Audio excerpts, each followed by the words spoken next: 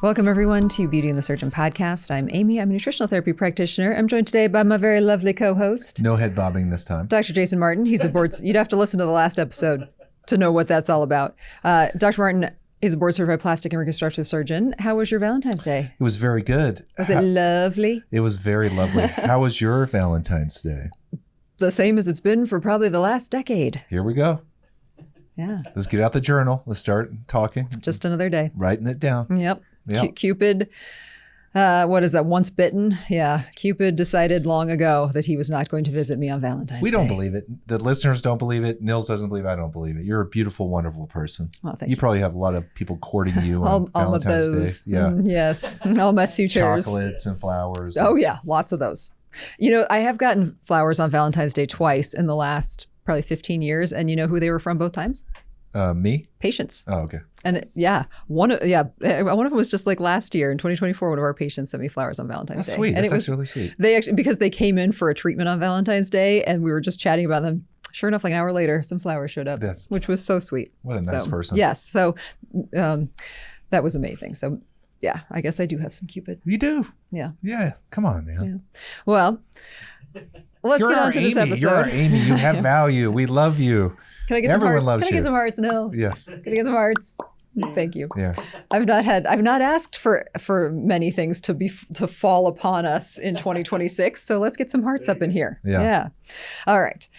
So this is part 2. As you probably have seen in the description, listener questions and comments. If you missed part 1, definitely go back and listen to it. We're not going to ding it because we don't want to waste a ding. We're definitely not going to do that. Just go back and listen to it. But we might put it on our playlist, which I'm still not sure what that is, but we're going to have playlists too. Yeah. If you would like to follow us on social media, you can find all of our social media handles here. That's not a ding. We are at Jason Martin, MD, and at Beauty and the Surgeon podcast. If you want to be on the next episode of Listener Questions, you can leave us a voicemail or send me a text. All of the above. We had 2 texts in part 1. They were left at 303-630-9038. You don't have to leave your name if you don't want to. We love it when you do, but you don't have to. So without further ado, should we get into part 2? I love this. My favorite episodes. Without further ado, part 2. So what's the first question, Amy? The first question is from Everything You Need to Know About Thigh Lifts, part 2, from Venus Treat 701. Oh, I like that name. And this is such a great question. I would like to know how to keep skin from navigating to the knee. I have had 2 thigh lifts and they're still navigating to me. Yeah, navigating. I love this. It's like Christopher Columbus going into the new world. It's like all sitting in the knee and knees like heavy. Yeah. What are they doing wrong that I need to figure out, because it's very horrible and it's taken up from the upper part of my body. All right. So first and foremost, Venus, you're not alone. We feel you. I'm sorry this is frustrating to you. A thigh lift, medial or even vertical thigh lift, is not going to probably solve the problem, or a body lift right above your knee. Yeah. Or around that kind of pooling, like they're saying. She's saying navigate, but that pooling of skin around the knee. The only answer to that, which is unusual for us to do, but we definitely do it, is to do like what we would call a knee lift, where you make an incision at the top of your knee in a kind of crescent, following the normal anatomic demarcation of the knee. Well, it's like how they used to do total knees. Like it's an incision straight down the midline of the knee, like a total knee. No. What I'm saying is that you would do it horizontally. So not over the knee. Across the knee. Across the upper knee, yes. There you go. That's when you were saying like a crescent. I was thinking like they're going to think they mean straight up and down, like a. No. Yeah, I'm sorry. You mean across. Across, horizontally. Yes. Yeah. From side to side, from not side from up to down. side, above on the top of the knee. Yeah. Yeah. And we've definitely done that with really good results. We have one lady I'll never forget. I mean, she just really struggled with her legs, had massive weight loss. Such an amazing, wonderful, nice patient. I really loved her. Had a thigh lift. Still had stuff on her knee that was hanging over. And then we went back and did the knee lift, whatever you want to call that. There really is no definitive name. And she loved it. Oh yeah, it was transformative. It was life changing. She came in with jeans on. She goes, haven't worn jeans even after my thigh lift. Yeah.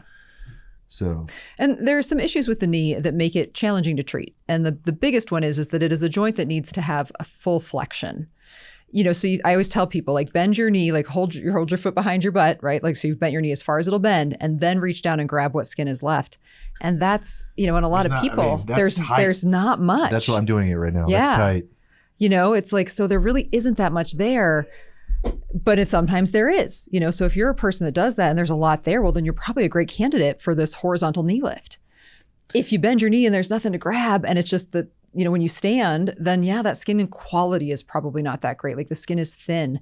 One of the treatments that I do think shows some promise to help this area are things that we do like to resurface on the face. So if you're talking things like deep needling, or I really love the soft wave for the top of the knee. Yeah, we have soft wave, SOFWAVE. Love it for the top of the knee. It's so great, but it's not going to be able to pull skin.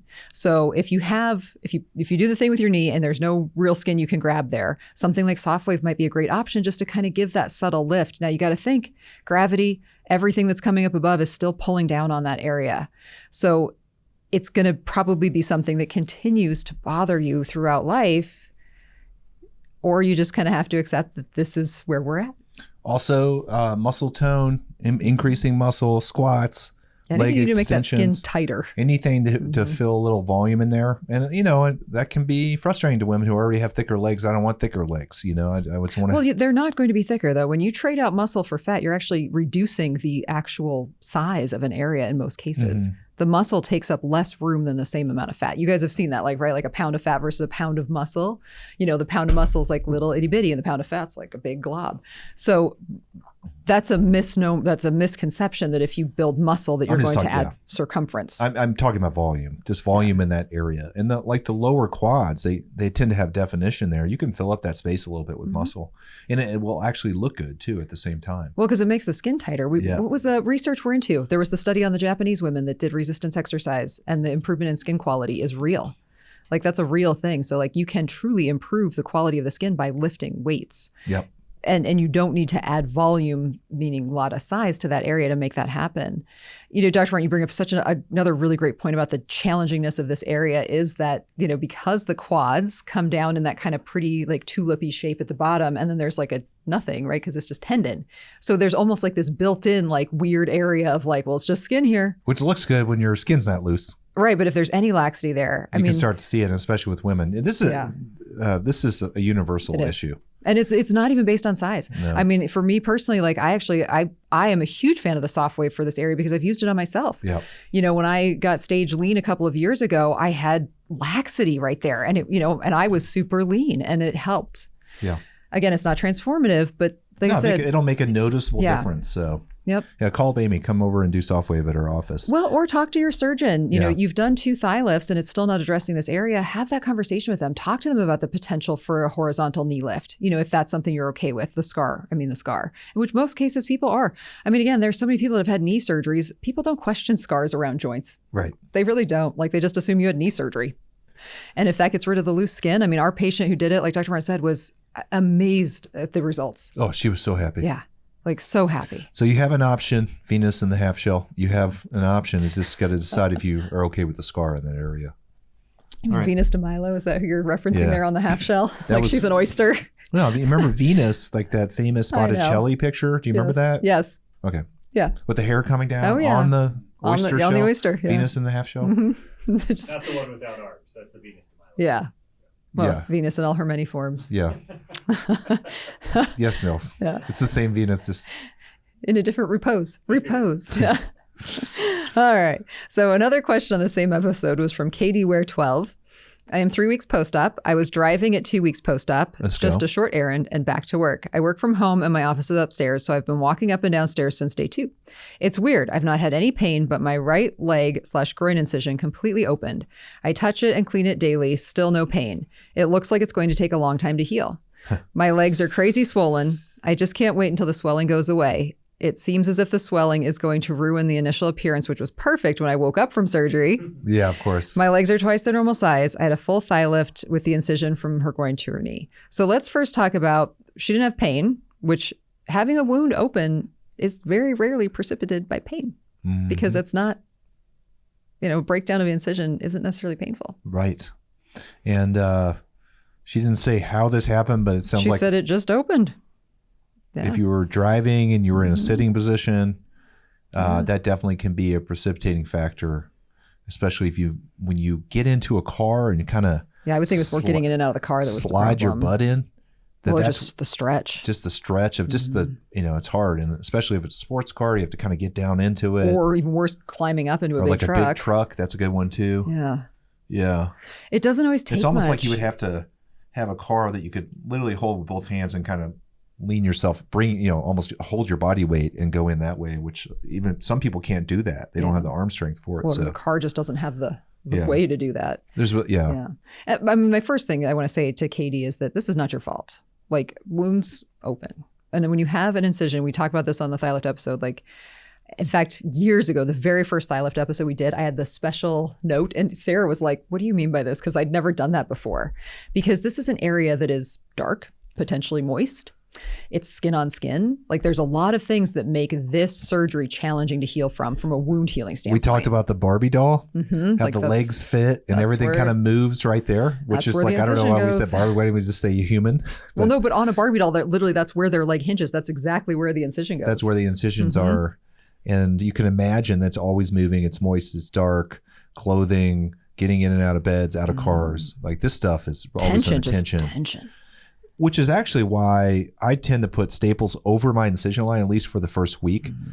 Not because I think the staples are going to somehow save us. It's that whenever you start getting into a somewhat weird position that you may not hurt, the staples will hurt. Because the staples will feel that tension when you're pulling it, where you might pull on that surface skin and hurt. You might not feel that if you didn't have the staples in place. Yeah, but this was 3 weeks out. And so the no pain part, the fact that it happened in a delayed fashion, I mean, these incisions are hard to heal. And if you did have a full vertical thigh lift, like, that's a lot of incisional area. A lot. And it does take a long time to heal. So we may have said this on one of our thigh lift episodes. We had a patient who actually had this thigh lift done by a doctor that in Columbia. Yeah. Did a great surgery. Dr. Hoyos. Yep. Lived here in Denver. And he had an area, it was same thing. It was like a month after surgery. Yeah. Had an area that opened up on the back of one of his thigh lift incisions. Yeah. And he had to come in. I packed that wound every day for 4 to 6 weeks or something. I mean, it was something crazy. Well, and every time that guy was super nice too. You're so thankful when the person's super nice like that, because they're in your office every day. Yeah. It's nice that you like them. Yeah. Well, especially when you're right up in a very sensitive area. Yeah, that was not the best area. Because it was on the posterior. Yeah. So like every time he went to the bathroom, he had to take a shower basically, because he had to clean it every single time. Yeah. So it took a long time to heal, but when it healed, we thought we were going to have to maybe do a scar revision. Couldn't even see it. You couldn't even see it. Yeah. So I think Katie Ware, you probably have, probably be okay. Yeah. And almost because it does take so long to heal, it gives it a lot of time to heal well, I think is part of it. But yeah, that I mean, if that one healed, it was an open wound. If that healed just fine, I have faith that hers will heal too. Yeah, it will. Let's talk about the swelling. Swelling. We've said this story before. We had that patient that lived up in Idaho by herself. Do you remember? And it was like week 3, and she called and she was just in tears, swollen, uncomfortable. Like, this ain't no joke to recover from. Now, it's doable. Like you said, you can have a lot of discomfort or no discomfort, but the swelling will persist. It's difficult to walk around. It's a hard surgery just to recover from. It's not maybe the most painful, but definitely there's a process, and the swelling is a big part of that. Well, part of it is it's your legs. We call the soleus, which is the muscle in your calf, the heart of the leg, because really all that's getting blood back up to your heart is kind of that movement of that soleus. It helps to pump blood back up toward the heart, and blood and fluid go together. So right after surgery, you wake up like, yeah, everything looks great. You probably had your drains in still, so like they're draining off all that extra fluid. Like, oh my gosh, this is amazing. And then, the weeks go on and you're like, I look like the elephant lady. My legs are huge. That is normal. What if they hung on one of those stretch out machines upside down when you lock your... With the boots? With the boots? Yeah, no, that's not going to be helpful for your healing incision. At least it could make the swelling go down. Because you think about it. So we're laying on the ground with your feet up in the air. That's a good point. Not having to hang upside down like a bat. That's probably more safe. Yeah, especially with a non-healing wound. Yeah. I mean, but a lot of times if you're not really... So walking, as Amy's saying, is really the mechanism by which you get the swelling fluid off your legs. But it's hard. Right? So you get these people, and we see it like, in medicine, where people that have comorbid conditions, they don't walk around a lot. What do they have? Pitting edema on their lower extremities. They're not walking. They're not ambulatory, right? They're sick. You can always tell when someone's, to be honest with you, going through training, you would go into a hospital room. One of the first things we would check if they have pitting edema, because you can tell how good their heart is, and if they're walking around, how sick they are. Yeah. If they have really swollen ankles and legs, some people have a baseline venous issue, but or they could be having severe kidney issues at that point. There's usually something medically wrong with that person. Yeah. So after these surgeries, walking is really great. But what's the hard thing to do after these surgeries? Walking. And it's really hard to put yourself in a dependent position, your upper body, so your legs drain, because that's how swelling fluid gets out. It goes with gravity to the nodal basins, which, by the way, are in your groin. Right, which they're had not surgery. down in your feet. Well, they're behind your knee. Yeah, but they're mostly in the groin. That's what really drains the leg. You want to hear a good story about how you might be able to accomplish this? Oh, no. So before my last show, it was literally like 2 days before my show, I was having some swelling in my feet because I was eating so many carbs. And my coach said, "Can you decline your bed?" And I was like, "Yeah, man," because I'm MacGyver. I mean, like literally it was like a day out for my show. It was like 7 o'clock at night. I'm like, my first thought was no. So I'm like looking around my house. I'm like, oh my gosh. So I had purchased these 2 cases, and I am not a soda person, but A&W made this ice cream soda flavored soda over the summer that I purchased 2 boxes of because I wanted to have them after my show when I could have sugar-free soda. So I used those. Right. I just wanted to clarify. You didn't even have to tell me that was diet soda. Yeah. You didn't buy full sugar soda. Yeah. Okay. So I literally people are listening to this like, well, she was drinking diet soda. Yeah. Anyways. So I put one under each leg of the base of the bed. And then I was worried that it was going to like somehow bust through the cans in the middle of the night. So I put a piece of cardboard over the box. So it was like a little extra thing, and like declined my bed like freaking MacGyver with just the stuff in my house. I'll tell you what, I woke up the next morning. I had no swelling in my legs. It was like magic. But your face was a pumpkin. Well, so it was so weird. And that's what I told my coach. I'm like, oh my gosh, it was so weird. 'Cause it felt like I was camping. Because when you're camping, like you're never really completely flat. And like sometimes you realize that you're not as flat as you think you might have been. So like all night long, it's kind of that like slightly head rushy. Am I camping? But it was also then like harder to turn at night. So yeah, it was an interesting thing. Yeah, so if you're on any incline, it's hard to turn. So if you're going to try to like that actually would potentially be helpful at night, is just a couple inches to decline that bed. Yeah, maybe get a wedge. Yeah. One of those wedges or something. Like something, I mean, the can was the perfect height. I mean, a can is probably what? Let's not ask Everything a man how tall a can is. What is that, like 9 inches? Okay, here we go. 5.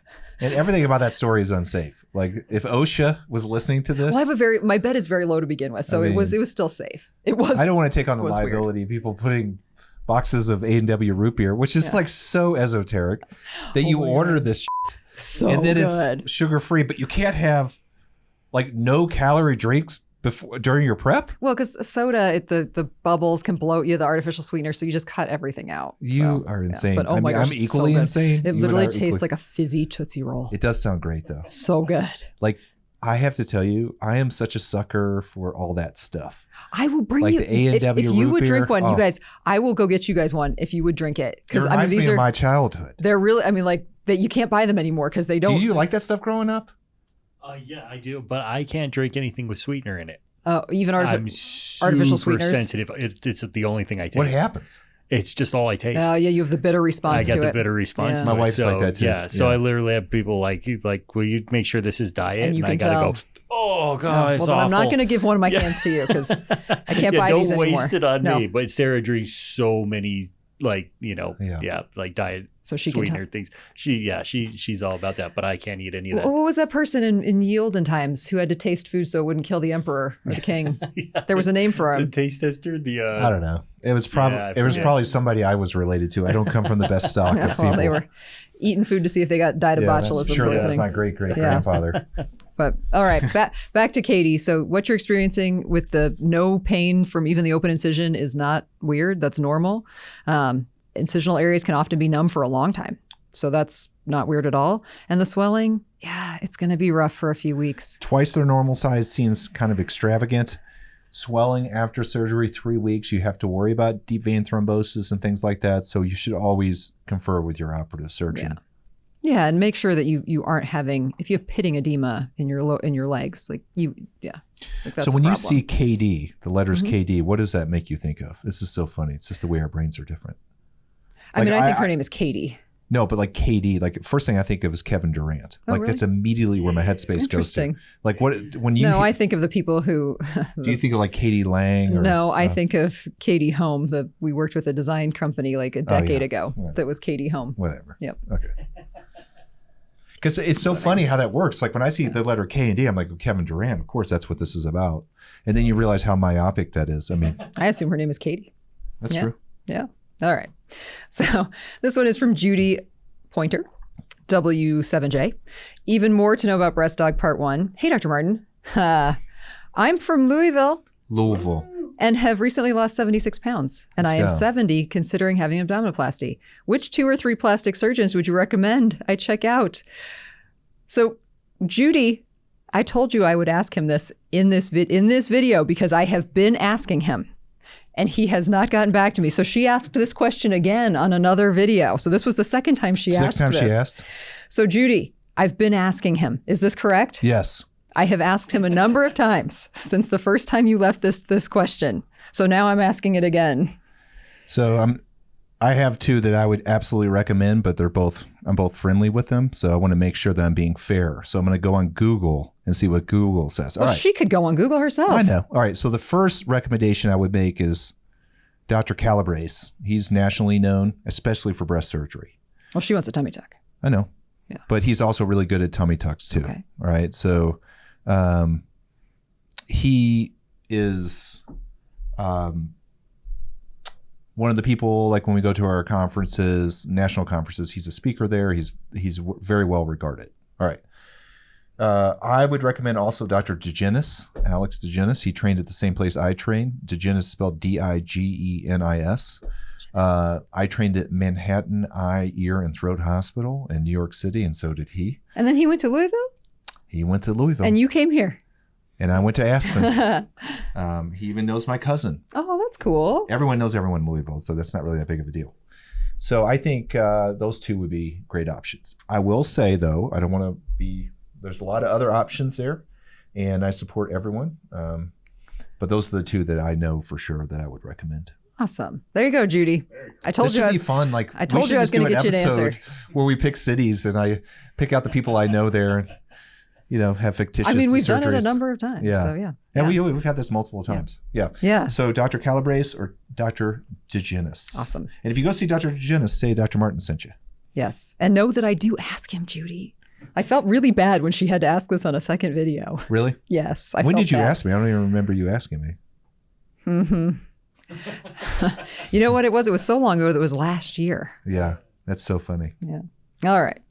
So on the same, even more to know part 2, we got this one, Sheila McCurley. I had to put this because Shirley is like my favorite. So Shirley in this video, so even though we were talking about breast augmentation, it was Thanksgiving time. And I asked Nils and Dr. Martin what their favorite Thanksgiving food was. And Shirley answered. She said orange burgundy wine with cranberry sauce. I make it myself. That sounds damn good. That's what I said. Wow.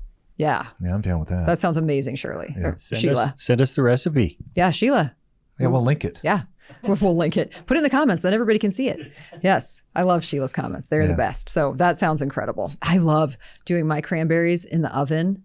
Literally it's just cranberries, like orange peel, a little bit of sugar, and you let them just roast in the oven for like 2 hours. Yeah, see, that's nice. I think it's so good. I always feel like I'm going to like cranberries more than I like them. Oh, I love them. You have to like that real bitter. Like you gotta like that. I think it's the mix. I don't think we've quite on our side found the mixture. Maybe this is more like it, like the mixture of sweet and bitter. Yeah. And I think that's some of the problem. I like mine on the very bitter side. Yeah. And I think most people do them on the very candied side. Yeah. I don't like candied. Yeah. That's the main thing. I don't want it too sweet. Yeah, I like candied. I mean, that's what you have dessert at Thanksgiving for that reason. One of my cousins would always do like a cranberry relish. So you didn't cook it at all. It was just raw cranberry. Like you would chop them super fine, like with a food processor. Yeah. And so it was a cold dish, and it was like, it wasn't sweet at all. It was just like kind of fruity, savory. Oh, I like that. Yeah, it was good. Yeah. That'd be good just to put on the turkey, actually. It was, because it cut through like the kind of richness of the turkey. Yeah, yeah. But it was not has a little sweet. acidic. Yeah, no, I'm with you. Yeah, it was like an abuse mouche, like just that little That'd be good for the turkey sandwiches the next day too, like a little spread on the top. Yeah, I like that. Yeah. See? All right. Well, so thank you, Sheila. I appreciate your comment. All right. So from Just Saying Jen, this is on our Scar Revisions episode. So if you listen to part 1, we talked a lot about this episode. It's a good one. It was episode 127, which I don't know, was like 1,000 years ago. But this was a great question. Can you share info about if a tummy tuck is possible when you have an old upper abdomen scar, like from an open gallbladder removal? We have had this happen. We've literally had this happen to us multiple times. Remember the one in Aspen? She had it was from when she was a child. Had that weird shelf. And then had a C-section after. Oh, I remember. So she had 2 shelves. I remember. I wake up dreaming about that lady.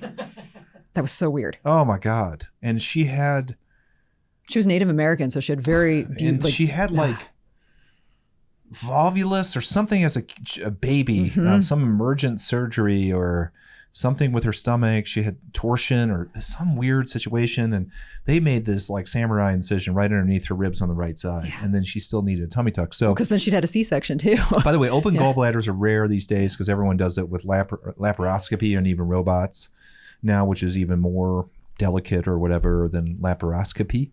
But those incisions are in the right upper quadrant, and the reason why those are a problem is the blood supply. You really depend on the blood supply coming from the upper abdomen going down to feed that abdominoplasty flap.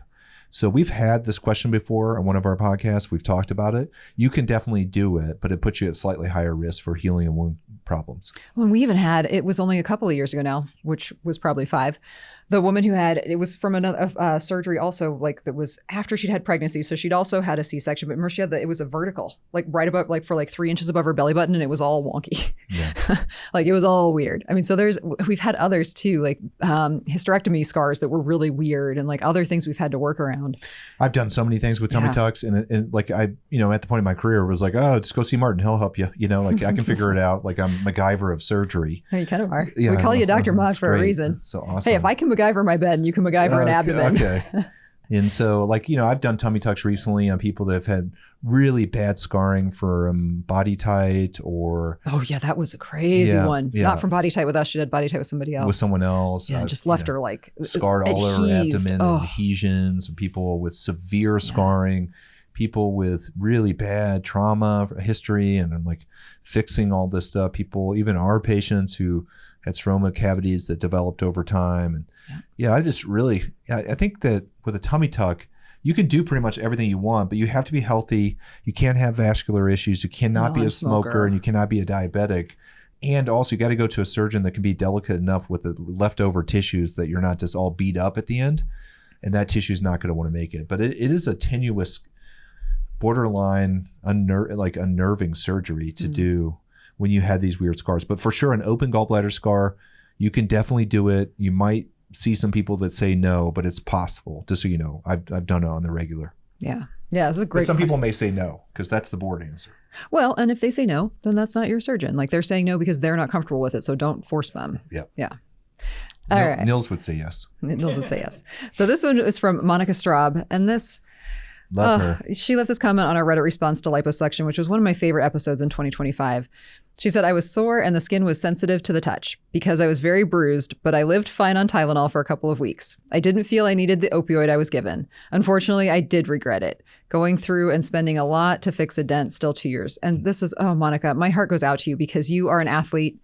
And I know that because you've commented on our videos for several years. And I feel so bad that she, had aggressive lipo, and like she said, it was fine, but now is dealing with a little bit of regret, which is unfortunate, and we hate hearing that. Like we really do. I mean, because I really feel like liposuction is great for 99.99999% of people is awesome. And the answer in this situation, which is not what Monica probably wants to hear, is a tummy tuck.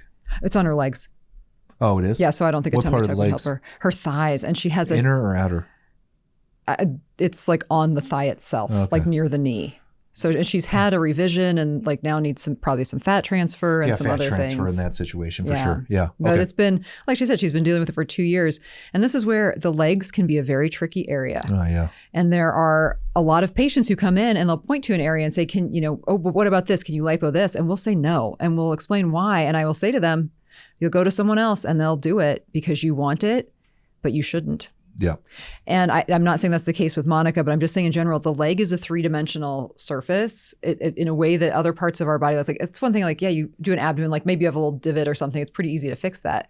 On a leg, especially if you start treating areas of the leg that maybe you shouldn't, like above the knee with lipo or below the butt with lipo, it's really hard to come back from those things. And liposuction, people are so cavalier with it. And even like plastic surgeons tend to be sometimes, but like, you don't like that fat there? We'll just suck it out. We'll suck it out, pay me X amount of money. I mean, that's really what it comes down to. I think that it's important to go to someone that you think is an expert, but more importantly, when you're talking to them, they have some passion about liposuction. I love it. I've said this before. I like the sculpting part of it. I find them fascinating. I love doing it awake. Well, I'm awake, but the patients are awake. Yeah. If you're doing it in your sleep, I'm not. I could do it in my sleep. Maybe. I mean, we're going to start making so much more money because now I can schedule surgery all day long and all night long. 2 to 4 in the morning. 24 hours a day. Don't worry, he's sleeping. It'll be fine. So I do think don't wake Dr. Martin. He's sleeping. I do think it matters. I really do think it matters with the acumen and the drive of the liposuction surgeon. Well, and somebody who's not just doing it for money. And this is, oh gosh, the legs. It's so many times, and I see it when people ask, and I explain why we shouldn't lipo there, and they're looking at me like I'm crazy, and they're like, but you see it, I can grab it. I'm like, yeah, don't do it. Well, fat transfer, that's what I'm going to say for Monica. And that is what she knows she needs. But, 2 years later, and is that going to be a perfect fix? And I will tell you this, it may not.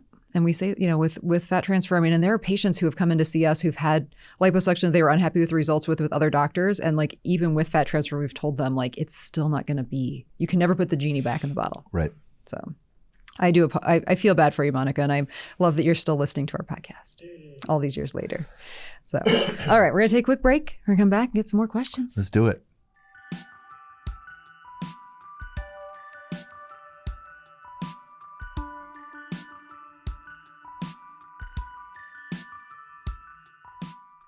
And we're back. All right. So jumping right back in, everything you need to know about breast implant removal. This was from Judy. Is it cheaper to do an explant and lift at the same time as it is one surgery? I'm 75. Implant is 40 years old. So first thing I said to Judy was, it doesn't matter how old you are or how old your implants are. Is it cheaper? Yes. Is it the best course of action surgically? Depends on you. Cheaper, is she saying to split it up or to do it together? Is that what she's saying? Right. Yep. So, yes, because you're saving on the OR and anesthesia fees. Yeah, but we take implants out under local anesthesia. But we would not do a lift at the same time. No. She's saying explant and a lift at the same time as one surgery is, yes, going to be less expensive than doing them as two separate OR procedures, for sure. There's very few places that Amy and I get into really heated debates.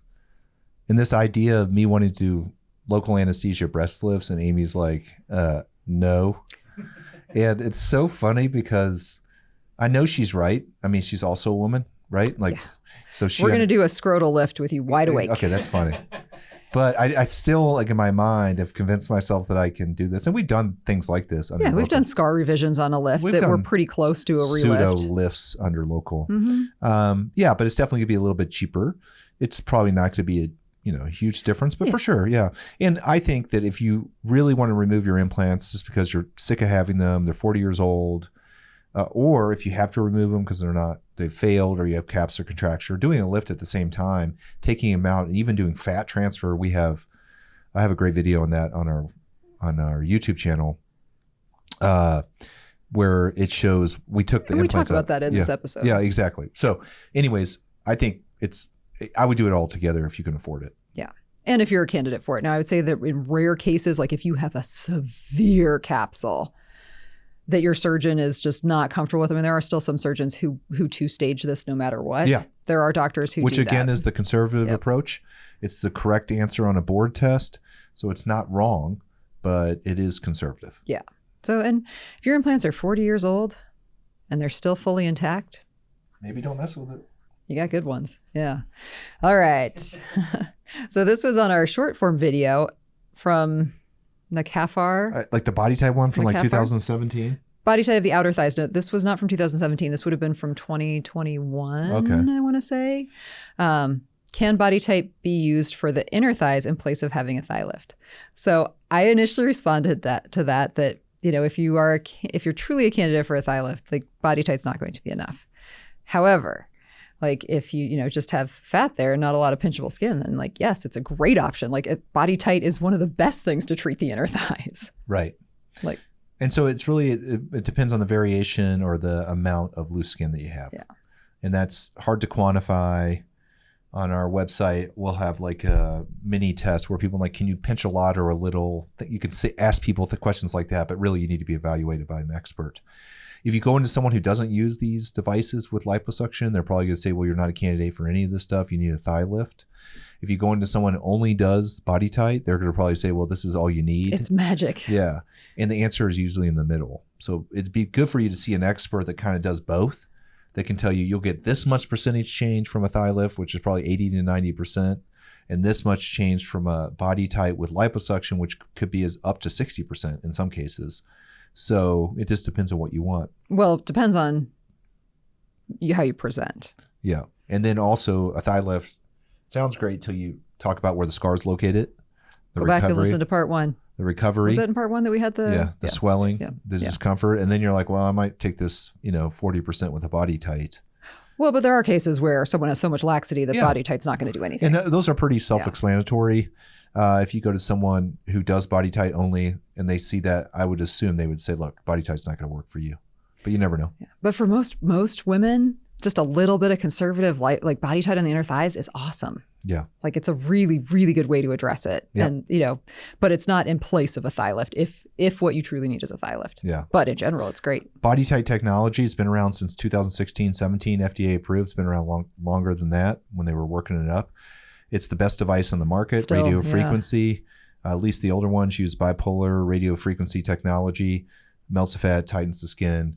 It's proven. It is proven. It works. It is, in our opinion, the best. So there are other technologies that people use, but we think BodyTite's the best. Yeah. But it's still not a replacement for formal surgery. A replacement. Not according to Instagram. Oh, yeah. Well, you mean that Instagram would say that it is. Yeah. Yeah, no, it is not. Or TikTok where they point at stuff. They're like, look, thigh lift through BodyTite. Yeah. Nope. No. All right. So on our episode Supplementation Around Surgery 2.0, we had from Takeda Jada. Takeda Jada? Taika Jada? Yeah. What about HRT? I'm a huge fan. Hormone replacement therapy. Now, there are some adjustments that you might need to make to it around the time of surgery. And this is something that if you listen to any of our surgery specific episodes, we always say, tell your doctor all the medications you're taking. Just this week, I had a patient who had not disclosed that they were using HRT.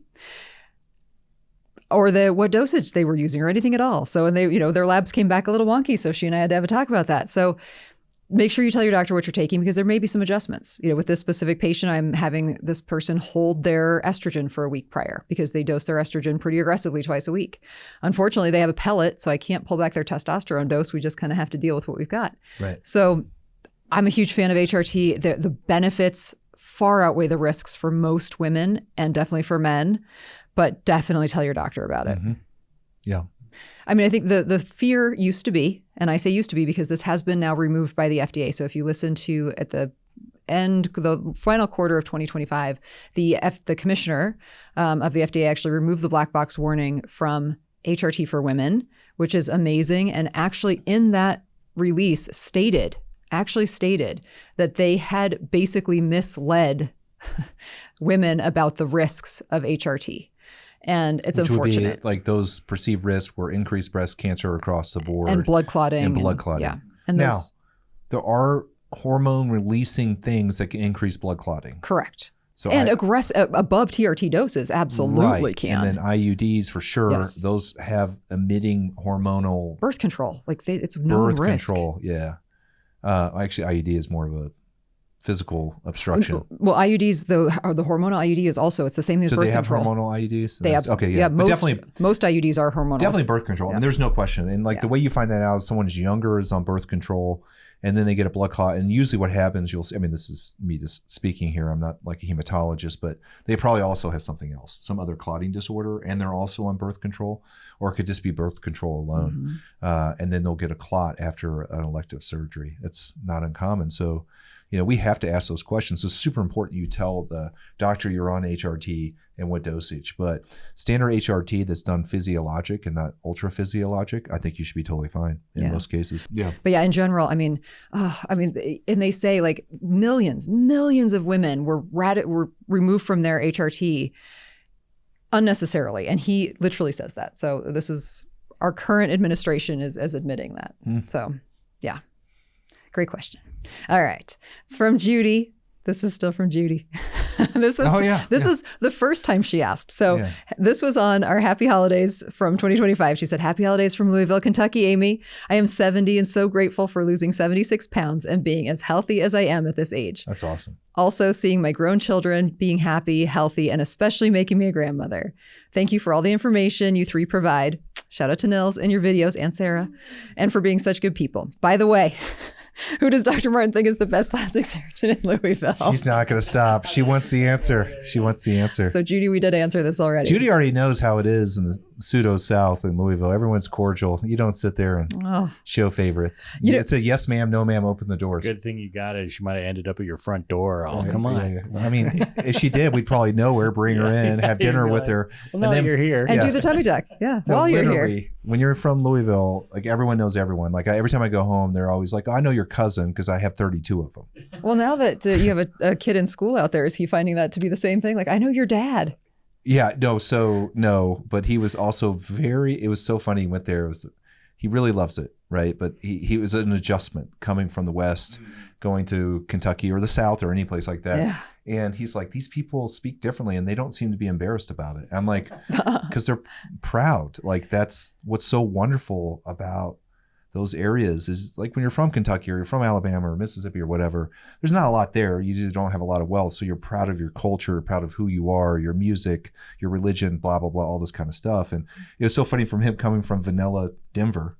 Right. You know, well, and he led a pretty sheltered life. He did shelter, but like we got him out. You know, he got out, but his bubble was very homogenous. Right. And then going to a place like this where people come from normal backgrounds, they are who they are and they accept who they are. It was actually really helpful for him. It was a maturing process. So has he been dating when he's out there? Because I would assume that women from the South probably have expectations of a man that are slightly different than they are in the West. Yeah, I don't know. If he has been dating, he hasn't really talked to him. I'd be interested to find that out. And we talk a lot. So yeah, just because I think that culture it is different. Like different parts of the country are definitely gonna, be different as far as that goes. So he did get over it, and it is just past Valentine's Day, so this is why we all got love on the mind. Let's go. So thank you, Judy. I'm glad I got you an answer earlier in the episode, and thank you so much for commenting on our Happy Holidays episode. Say hi to Dr. Jennis for me. Thanks. And then also on the same one from Monica, who we also love, loyal listener. She said Happy Holidays with a heart. I love it. Happy Holidays. Heart. And good timing because it's Valentine's Day. Get the hearts out again, Nils. Yeah, Get the hearts. Bring the hearts for Monica. Bring the hearts. That's going to be our thumbnail. Bring the hearts, yes. Man, the last thumbnail I had to pick a screenshot of, there were some great ones of me. And the whole time you were doing this.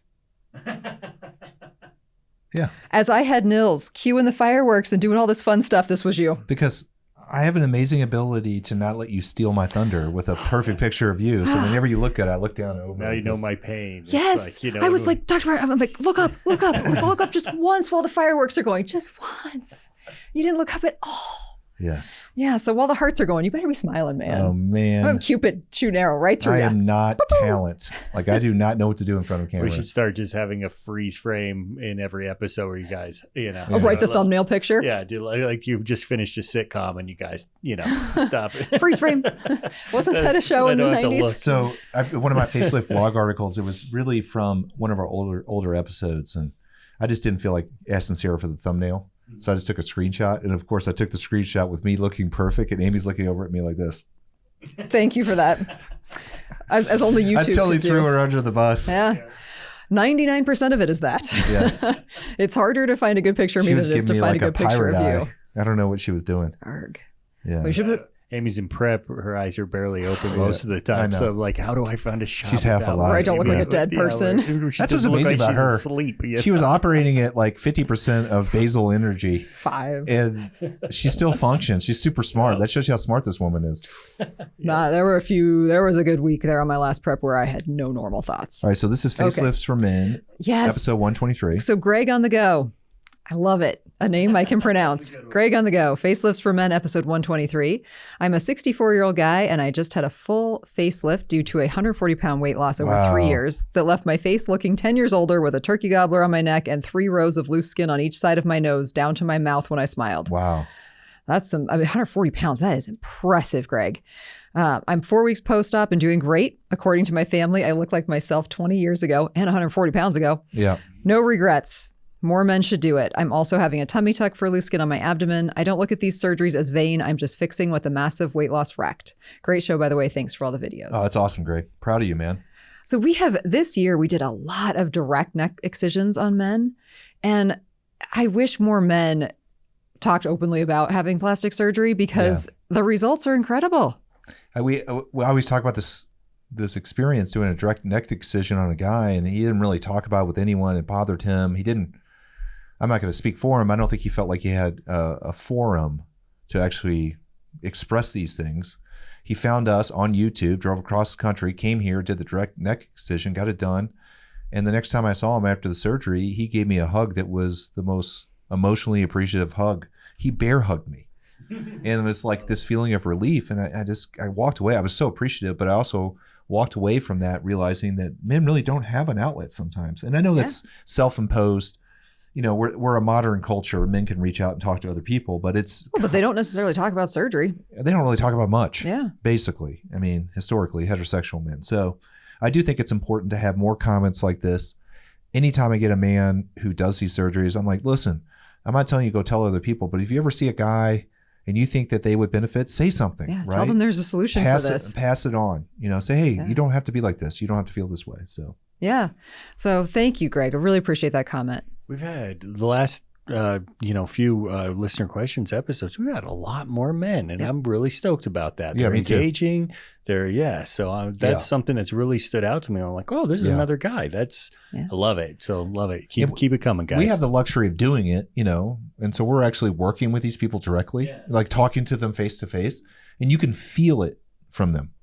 You can feel the appreciation and I can't say happiness, contentment with the results. It's happiness. It can be happy. Okay. Yeah, it can be happy. Don't want to get into that rabbit hole with you again. No, we have a great episode all about, does plastic surgery make you happy? And the answer is sometimes yes. Yeah, sometimes no. Sometimes people are just neutral. But all right. Yes. Way to go, Greg. Answer. Yeah. All right. That finishes up Listener Questions Part 2. If you would like to be on the next episode, please leave a comment in the comment section below. Leave a voicemail. Voicemail at 303-630-9038. Dr. Martin, what comes in March? Your favorite thing comes in March. Oh, March Madness. Exactly. But it's actually April. But they call it March Madness. Yeah, it happens, it starts in March, but then it happens in April. Yeah. So we got that to look forward to. And the Shamrock Shake, right? The Shamrock Shake. Oh, you do love the Shamrock Shake. That's the only time we go to McDonald's. I know I'm from Kentucky, but I never go to McDonald's, but only one time a year, Shamrock Shake and a small fry. That's our thing. And we all get it. It's like literally, we all order it. It's like four of those. Shakes. Yeah. Well, the one thing I look forward to in March is the sun. I always say in March, anything is possible because we are still in the very dark days of winter here in Colorado, and I am looking forward to some sunshine. Totally. Some sunshine after 3:00 in the afternoon. Yeah. March is great. You got March Madness, you got spring break, you got spring. What? Spring. Yeah. St. Patrick's Day. Daylight. You got Easter. I was raised Catholic. Easter was always like a wonderful holiday. Easter's April. Yeah, don't steal my holiday. No, Easter sometimes is in March. It's a weird calendar. Rarely. It's usually if it is in March, it's like the very end. Yeah. It was April Fool's this last year, wasn't it? It was on April 1st. Probably was. I mean, that would be fitting. I think it was. My birthday is on Easter from time to time. From time to time. Mm-hmm. Yes. Yeah. One last story. I remember when we were living in Aspen, and both of us, I came down to Denver for something. It was something business related, and it was sunny and warm. Did you call me and gloat? No, but I remember it was like 65 degrees, and I remember sitting outside at a restaurant, and I was just, and this is probably how people feel after skiing and it's sunny and like a bluebird day, and the sun was hitting my face. I'm like, it doesn't get better than this. I remember that feeling definitively. Oh yeah, well, when you've been living in an ice cave for 6 months, how do you think I felt growing up in Brackman? You come to Denver and it was like, oh my gosh, there's ground. Yeah, there's ground that's not white. Yeah, there's like ground. Yeah.